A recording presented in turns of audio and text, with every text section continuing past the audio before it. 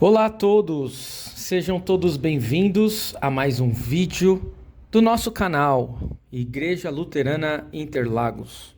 Eu sou o pastor Rômulo Souza, quero compartilhar com vocês hoje mais um episódio da série Passagens Difíceis da Bíblia.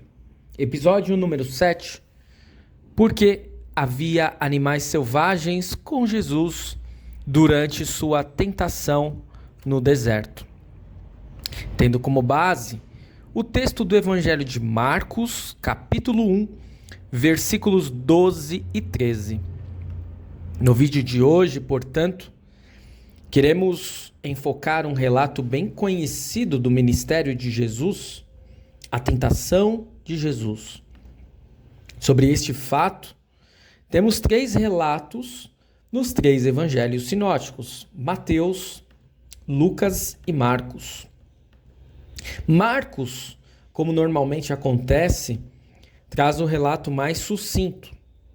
Contudo, ainda que seja o relato mais curto, Marcos menciona algo que aconteceu na tentação de Jesus que nem Mateus e nem Lucas mencionam. Por isso, vale a pena refletirmos neste fato. E que fato é esse? Vejamos no curto relato da tentação de Jesus, presente em Marcos 1, versículos 12 e 13. Abra sua Bíblia em Marcos, capítulo 1, versículos 12 e 13. E lá você encontrará a seguinte mensagem. Logo depois, o Espírito Santo fez com que Jesus fosse para o deserto. Jesus ficou lá durante 40 dias, sendo tentado por Satanás. Ali havia animais selvagens, e os anjos cuidavam de Jesus. Percebam que Marcos 1 não fala quais foram as tentações que Jesus passou, como os outros evangelistas. Somente diz que Jesus foi tentado por 40 dias no deserto por Satanás. E para piorar, logo após mencionar Satanás, ele fala a respeito de animais selvagens e, por fim, de anjos cuidarem de Jesus. E é isso, acabou. Não temos uma explicação muito clara a respeito do que esses animais faziam ali. Tampouco se eles eram ameaças para Jesus. Por isso, tal afirmação de Marcos suscitou muitos debates ao longo da história da igreja, entre comentaristas bíblicos. Basicamente, temos 3 interpretações possíveis, e eu vou trazê-las para você. Primeira hipótese. O fato de ter animais selvagens na tentação de Jesus seria uma visão de algo que nós temos aqui como se fosse uma espécie de retorno ao paraíso, visto que Jesus caminhou entre os animais selvagens, como fez Adão no Jardim do Éden. Sobre isso, Hendrickson comenta: a ideia de que os animais se reuniram em torno de Jesus como um amigo ou de uma forma amigável vai contra o contexto que enfatiza as condições difíceis da tentação ao Senhor.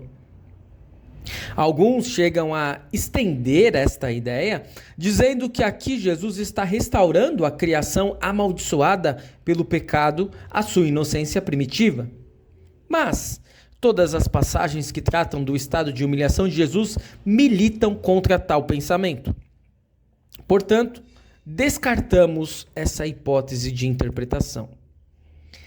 Segunda hipótese, defendida pelo comentarista Lenski, é de que esses animais selvagens rondavam Jesus, colocando-o em perigo. E Marcos coloca esses animais perigosos em contraste com os anjos que abençoam Jesus ao final da tentação, que cuidam dele. É uma análise que é mais possível do que a primeira hipótese, ok? Mas temos uma terceira hipótese que parece ser a hipótese mais plausível, defendida por 2 comentaristas, Ylvsaker e Felling.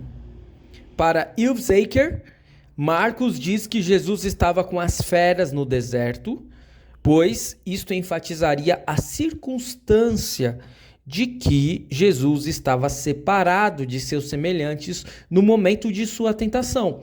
Portanto, nenhum ser humano deveria nem poderia ajudá-lo.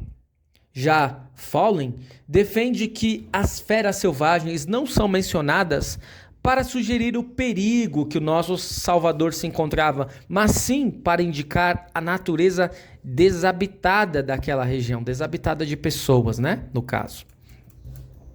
A terceira hipótese defendida por Ylvsaker e Fowler parecem ser mais plausíveis.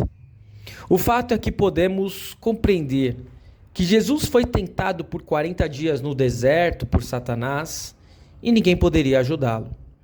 Tal lugar era tão inóspito que até mesmo bestas selvagens vagaram por lá. No entanto, a tentação nos aponta para muito mais do que meros detalhes hermenêuticos. A verdade é que a tentação de Jesus é um grande conforto para nós. Ele foi tentado vicariamente por todos os homens, ou seja, ele foi tentado em nosso lugar. Ele foi tentado em todas as coisas, assim como nós somos tentados, mas diferentemente de nós, ele resistiu a todas as tentações. Que conforto! Além disso, Satanás tentou Jesus durante toda a sua vida terrena. Por exemplo, quando o povo quis fazer dele um rei terreno, ele dispensou os discípulos e o povo e foi sozinho ao monte para orar, lá no capítulo 6 de João. E quando Pedro se opôs a seu sofrimento e morte, Jesus voltou-se contra Pedro, dizendo-lhe que, como agente de Satanás, Pedro estava apresentando uma armadilha para Jesus. Satanás trabalhou através dos inimigos de Jesus, e Jesus disse-lhes isto claramente lá no capítulo 8, versículo 44 de João, onde descreveu Satanás como assassino e mentiroso.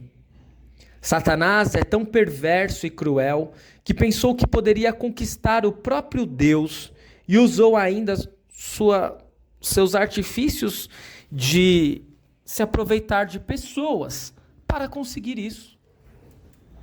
A cláusula final de Marcos 1, versículo 13 diz: "E os anjos o serviram". E isto implica que Jesus venceu Satanás quando foi tentado. Esses anjos não foram enviados para ajudar Jesus em sua tentação.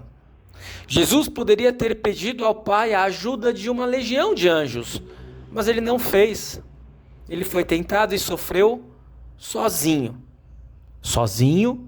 e em nosso lugar. Mateus 4, versículo 11, deixa bem claro que somente depois que Satanás partiu é que os anjos vieram e o serviram. E por causa do que Jesus fez por nós, Hebreus 1, versículo 14, é um conforto maravilhoso, pois ele envia seus anjos para nos servir. Nossa luta nesta vida não é com pessoas, mas com Satanás, com todas as suas forças infernais. A palavra de Deus é o único instrumento que devemos usar na nossa luta constante contra Satanás. Foi isso que Jesus fez. O Verbo que se fez carne e habitou entre nós fez uso da palavra. Em Mateus 4, 1 a 11, em Lucas 4, 1 a 13, isso fica muito nítido em cada tentação do inimigo. Jesus faz uso da palavra.